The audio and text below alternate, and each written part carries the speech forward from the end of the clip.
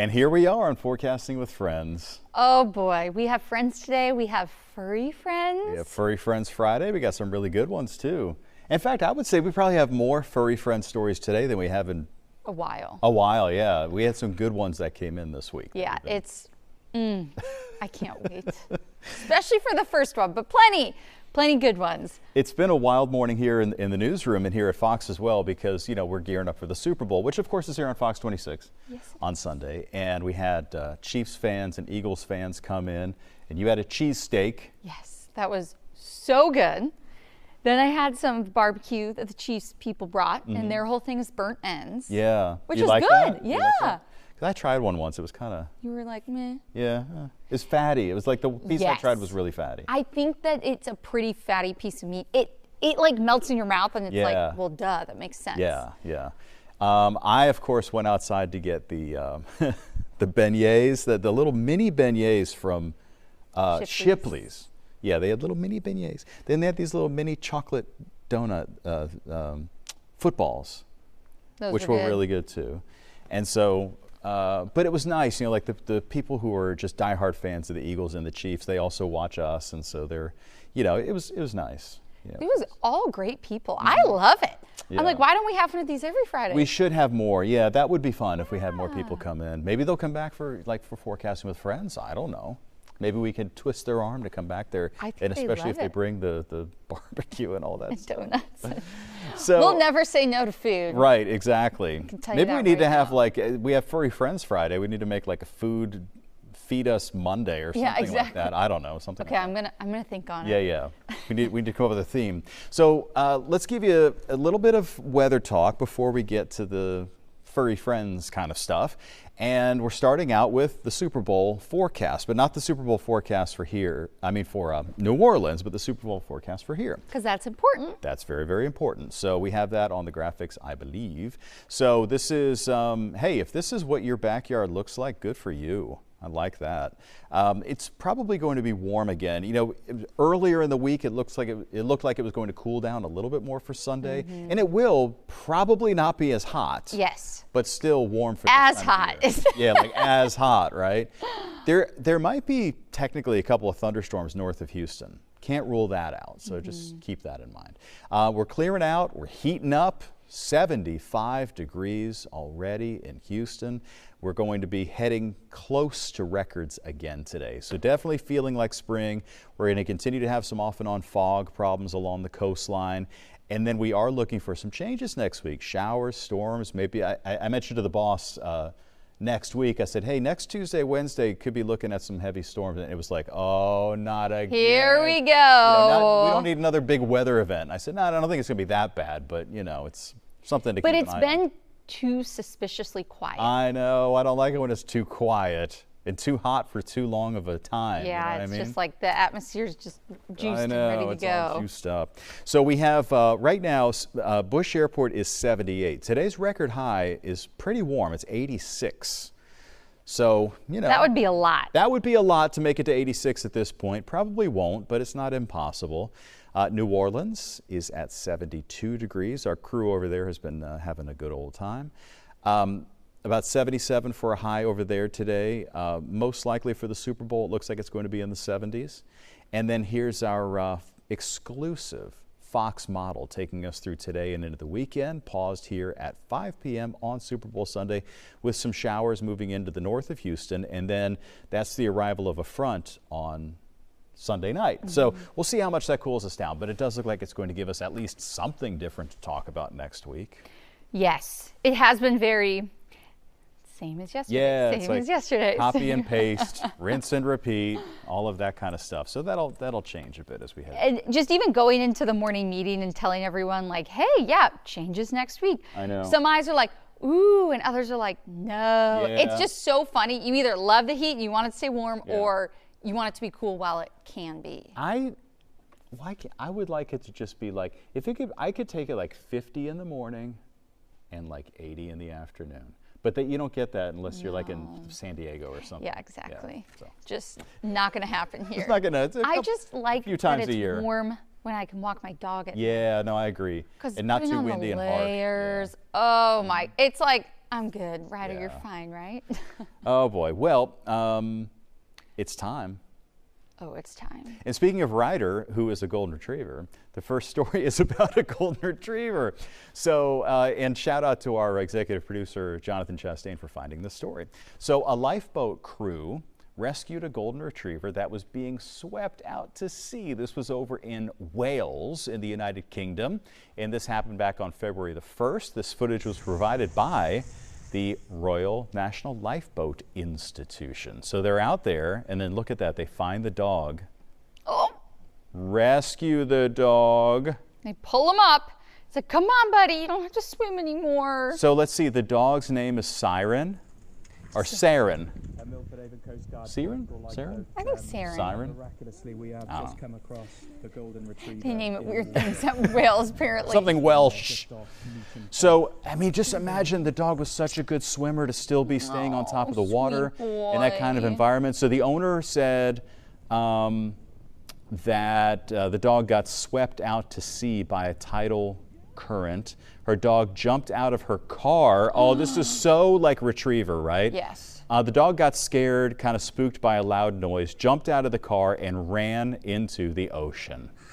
Do you see how he puts his paws straight like that? He's like, Ryder Yeah. does the same thing. That's what It's Ryder so funny. And they make their toes go out wide. Oh my God. He's like, okay, I just want to go home to my mommy. Tell you what though, those are some pretty, it's amazing that those guys in the lifeboat were there to go out there and make that kind of rescue. And because I got to say, like if you were just hanging out in Surfside Beach or something, and your dog just ran into the water, I think it's pretty much going to be up to you to go get your dog. yeah, what are you going to do? Yeah. And if you don't have a boat, and they swim fast, especially if they're spooked by something, it's Yeah. like, see ya. Oh, Such a sweet good doggy. angel. I just Well, that's a love happy ending, and shout out to anybody from Wales who might be watching us right now. Yes, we love your viewership over Yes, there. we appreciate it very, very much. Okay, so here's something you don't see every day. A dog riding a horse That's so cute. and doing it better than most humans, might we add. Okay, 1 jump, 2 jump. Oh, see, I don't know who's going to do that. It's an equestrian dog. So this is a Jack Russell Terrier and a miniature rescue horse. This is in Arizona.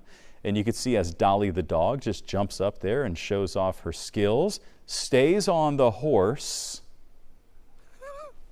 the entire time while it's jumping over the hurdles. I'm so impressed. First off, look at the mount. You know, Perfect. jumps on. Oh, and he's like, okay, yes. Wants a treat. He's like, okay, I'm good, doggy.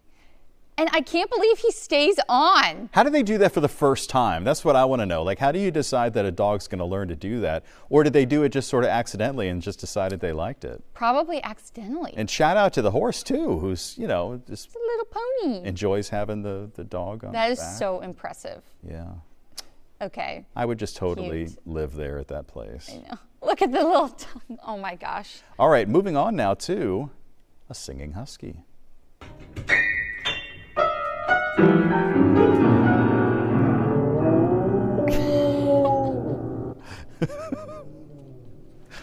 Huskies are so hilarious. Can we run that again? Will it loop through, Bradley?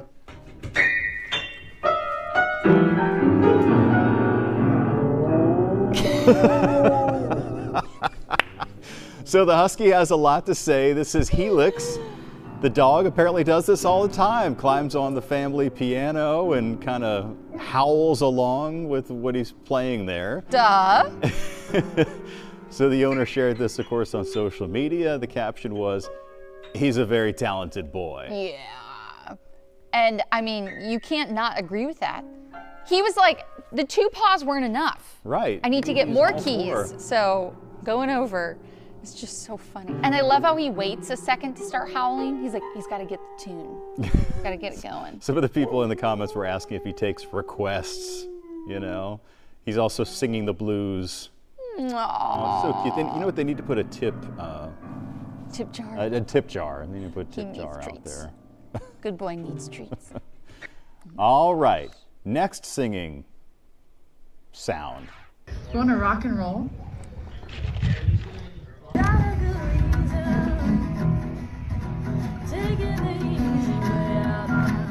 Oh Oh my goodness. What's more impressive, a dog playing piano or a horse playing guitar? You found this video. Yes, I did. Where did you find that? No idea, but it was on the internet, folks. So that was Michaela, along with therapy horse Upia, seen rocking out. Michaela is a musician and a volunteer with a nonprofit horse rescue in Southern California. So she and Upia play a lot together, and apparently Upia, big fan of the Beatles. Yeah. Video has over 600,000 views on Instagram. That was 2 weeks ago, so I wouldn't be a lot surprised more if than that's that now. Millions. See, that's one of those things again. How do you do that for the first time? You just hold the guitar up to the horse and wonder what she's going to do, and she starts strumming the strings. It's good impressive. Stuff. That is good stuff. And they say she's a therapy horse too, and I could imagine that would like brighten the spirits of a lot of people that really not every day need to be lifted up a horse a little bit. Playing the guitar, I know, folks. very cool.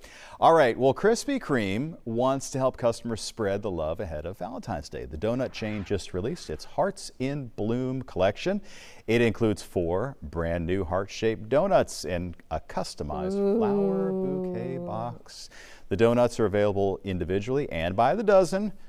You can grab one in stores. I assume they're for sale now. Maybe this week or pretty soon.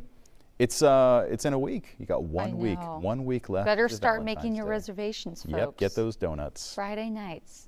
Okay, a rare Arctic blast moved through Florida last week, and it has many sea turtles stunned. So 17 were found stranded along Florida's northeastern Atlantic coast, and it's so sad. They don't know what to do. They're not used to getting snowed on. The little sea turtles around Florida. Little sweet angels. So they took them to the Loggerhead Marine Life Center in Juno Beach for rehabilitation. Sea turtles typically migrate down to Florida this time of the year to try to find warmer waters, but a veterinarian said that the cold snap led to several of them being beached or becoming debilitated along the coastline. This is definitely the most number of sea turtles I've ever had to take in at once. So currently we have nearly 60 here at the center, which is at least a personal record for us since I've been here. And it is likely due to the cold. So they are going to release them back out into the wild in a few weeks. So there's going to be a happy ending to the story because there's a lot of creatures that get affected whenever there's just an unusual weather event. Even if it's like unusually hot for some other animal elsewhere in the country, but we see that happen. It happens a lot in Florida, like with the iguanas. Iguanas, the iguanas fall out of the trees and stuff. But we ran a story a few weeks ago about the manatees. Yeah. There were manatees in Central Florida that were really, not enjoying the really cold weather. Of course, the manatees though are warm-blooded, and the sea turtles are not, so they had to get rescued. Otherwise, they would have ended up, frozen sea turtles. That wouldn't have been good at all. Okay, so this is interesting. Going from a warm climate animal to a very cold climate. New study on polar bears reveals that greasy hair helps them survive in the Arctic cold. So an international team of scientists have identified what they call unique anti-icing property on the bear's fur that helps them navigate through the icy environment. There's this amazing property they seem to have. They roll around in snow, they slide down hills in sub-zero conditions, but ice doesn't build up on them. Whereas send a human like me up to the Arctic, you'd see large tracts of snow and ice build up in my hairs, in my eyebrows, beard if I had one. So that's where the inspiration came from for actually starting this project. Well, the researchers focused on the bear's naturally oily coating. When that grease was removed, the bear's fur actually acted similar to human hair, which allowed more ice to easily attach. Now, they're cute, but boy, are they deadly. Yeah. You don't want to be close to them. There's some saying it's like with bears, like black, fight back, brown, lay down, white, say goodnight. Because the polar bear, you're a goner. Yeah. Doesn't matter what you do. I mean, they are one of the only species to actually hunt humans. Yeah. So you better I like And that. now Good night. and now you know that as you're being eaten alive, they're going to have oily, greasy fur. I never knew that. So that's one more thing to look forward to if you're an Arctic explorer. All right, a giant panda mom and her twins go on display at the Berlin Zoo. Visitors are going to be able to see the mom named Meng Meng and her two babies named Lenny and Lottie. The pair of cubs were born at that zoo last August. And you know how rare it is to get pandas born. You know, it's like such a huge deal.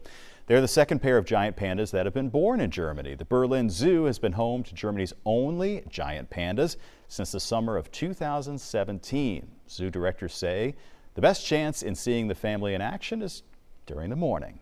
They probably take a nap after eating all that bamboo. Okay, that's fair. Look how cute they are. They're active little guys. They are. People say that the panda bears are so cute, they wonder how in the world they survive in the wild. Yeah. Because they're silly, you know, they just Look at roll them. around. Yeah, just no problems. You know, eating their bamboo like it's a cigarette, you know. So funny. That's true. That is true. All right, so probably time for one last story, I think. Yeah. Okay, so if the Eagles win the Super Bowl this weekend, they won't be the only ones winning. That's because the pet retail company Chewy says that they're going to give away 59,000 free treats if the Eagles beat the Chiefs. Okay. If the Eagles beat the Chiefs. Chewy says it'll share a promo code on its Instagram story following the game that could be used for certain bird, dog, and cat treats at chewy.com. It'll be good for 1 week. Now, I don't know what happens if the Chiefs win, but... Yeah, I mean, is that like... I mean, I love Chewy. They do amazing things. But is that conspiracy? Like, do they think the Chiefs are going to win or something?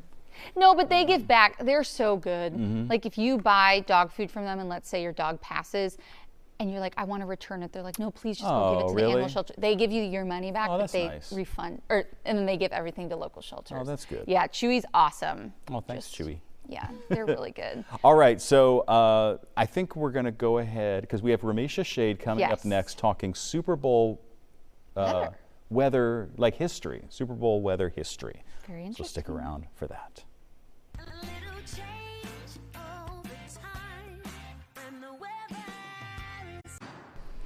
I'm Fox 26 meteorologist Ramisha Shade. Thank you for joining us on Forecasting with Friends. Let's talk about something that is super exciting to me, and I'm sure you may get a little excited about it too. Of course, we are close to this year's Super Bowl. We've got the Philadelphia Eagles, we've got the Kansas City Chiefs out in New Orleans at the Caesars Superdome. It is going to be exciting. Of course, kickoff time right around 5:30 p.m.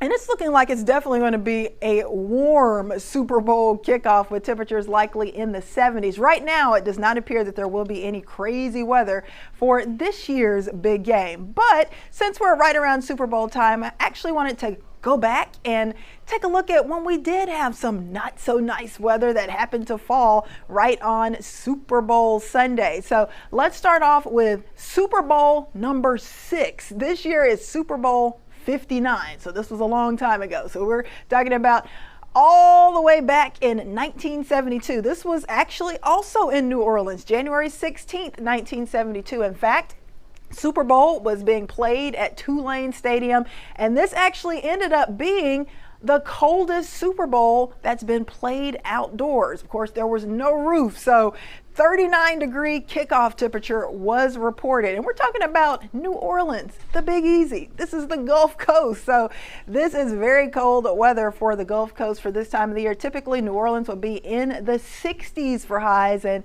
temperatures for this particular Super Bowl Sunday only in the 30s right at kickoff. So that was definitely a chilly one. And it's interesting that the coldest Super Bowl played outdoors was in the Deep South, but that's how it panned out.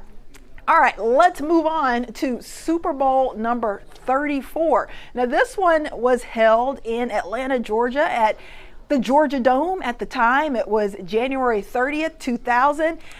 We didn't have crazy weather on the actual Super Bowl Sunday, but an ice storm nearly shut the city down a few days before Super Bowl 34. So it just created a lot of havoc. A lot of those Super Bowl parties, Super Bowl festivities were impacted leading up to the big Super Bowl game in Atlanta for Super Bowl 34. But at least things got a little bit better weather-wise during Super Bowl Sunday. So that was some good news there.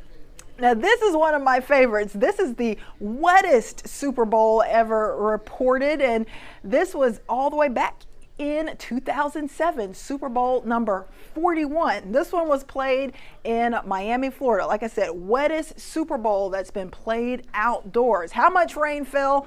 Well, throughout the game on Super Bowl Sunday, close to 1 inch of rain fell, and there were also some wind gusts near 20 miles per hour. This was in Miami, and this was another special thing that happened with this particular game. Of course, we all love the Super Bowl halftime show, but a lot of people kind of think of this iconic halftime show as the best one of all time. This was the Prince iconic halftime show, and this is when he performed Purple Rain during Super Bowl halftime for Super Bowl 41, and it started pouring down rain. He was playing his guitar, he was singing his heart out, and then the rain, right on cue, started falling and got a little bit heavier during that performance, but it was great. I actually went back and watched it this morning, and it just gives you chills how great that performance was, so check it out if you can. All right, let's move on to Super Bowl number 45. Now, this one is interesting because I was actually living in the Dallas-Fort Worth area, and I actually drove through this snow and ice storm as it was blowing in. This was back in Arlington on February 6, 2011. Ice and snow leading up to the big Super Bowl game fell, and there was about 4 or 5 inches of snow and ice that fell for parts of the DFW area. Actually, a few days before Super Bowl 45, some of the workers around what was then Cowboys Stadium were injured by ice falling off of that stadium. The temperatures got a little bit above freezing. Those shards of ice started melting, and they kind of slid off of the roof of Cowboys Stadium, which is now AT&T Stadium, and that caused some injuries. But fortunately, by the time Super Bowl Sunday rolled around, things were a little bit better as far as travel. That storm had passed, but many fans' flights were delayed for Super Bowl 45, and a lot of the festivities leading up to the big Super Bowl day had to be canceled. So that storm, that winter storm, caused quite a few problems. All right, moving on to Super Bowl 52. This one was held in Minneapolis back on February 4th, 2018. It was played indoors at US Bank Stadium. However, if it had not been indoors, it would have been brutally cold. It was brutally cold, but at least there was a roof. But outside, as fans were trying to maybe tailgate or walk into the game, kickoff temperature 2 below zero. 2 degrees below zero. That is so uncomfortably cold. When you factored in the wind out there, that wind chill got all the way down to 14 below zero for that kickoff temperature and kickoff wind chill. So the good news, there was a roof. Those fans did not have to suffer through that cold the entire time, but walking into the game, going back to the car was definitely uncomfortable, I'm sure. But hey, if you are an Eagles fan, the Eagles beat the Patriots that year, so maybe that warmed you up a little bit after the game as you got back to the car in those temperatures that were below zero. So those are just some of the Super Bowls over the last several years where weather has had kind of a big impact. So we'll see what happens this year, but from everything I'm seeing with our forecast, it looks like the weather will be just fine. No rain, ice, or snow expected in New Orleans, and temperatures will be comfortable in the 70s.